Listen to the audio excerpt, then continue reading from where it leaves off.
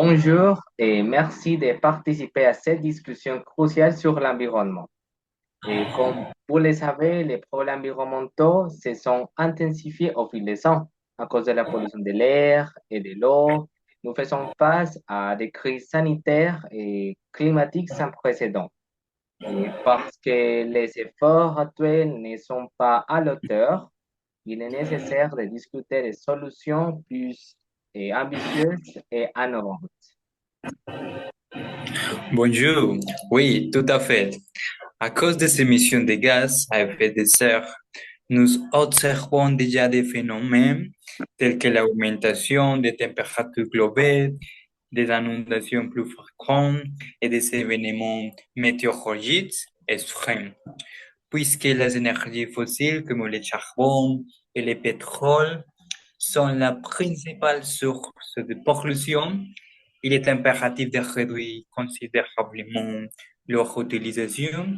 Une des solutions sera d'accélérer la transition vers les énergies renouvelables, notamment l'éolien, le solaire et la géothermie. Grâce à ces technologies, certaines régions comme la Scandinavie ont déjà considérablement réduit leurs émissions. Cependant, cela doit devenir une priorité à l'échelle mondiale. Exactement.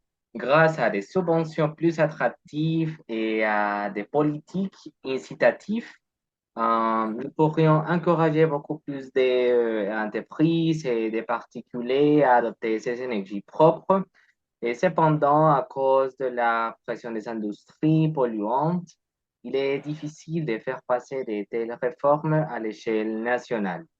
Comme vous l'avez mentionné, il faut des régulations plus strictes pour limiter les émissions industrielles et parallèlement imposer une taxe carbone plus élevée afin de décourager l'utilisation continue des combustibles fossiles.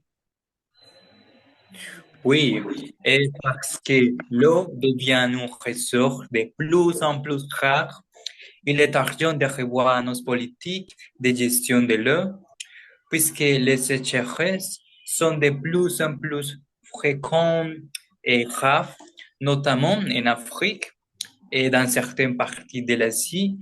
Nous devons inverser davantage dans des systèmes de purification et de récupération de l'eau.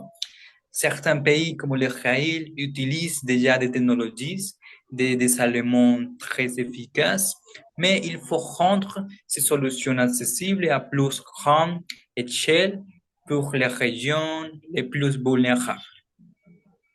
Je suis tout à fait d'accord. Grâce à la coopération internationale et des financements partagés, nous pourrions déployer ces technologies dans les pays les plus touchés par la pénurie d'eau.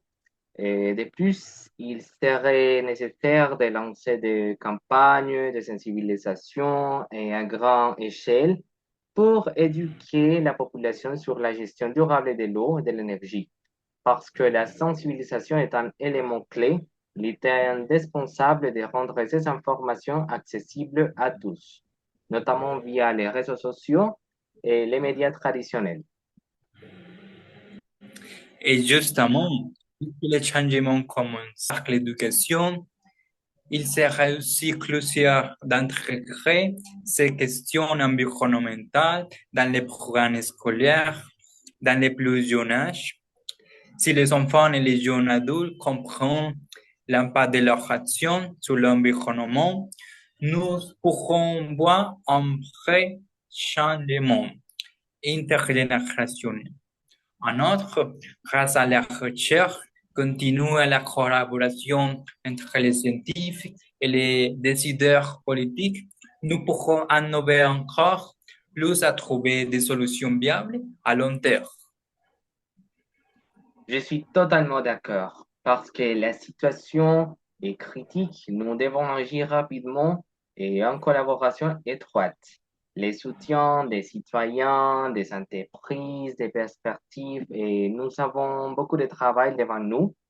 Mais grâce à des efforts collectifs, et je suis convaincu que nous pourrons trouver des solutions concrètes et efficaces pour protéger notre planète et assurer un avenir durable.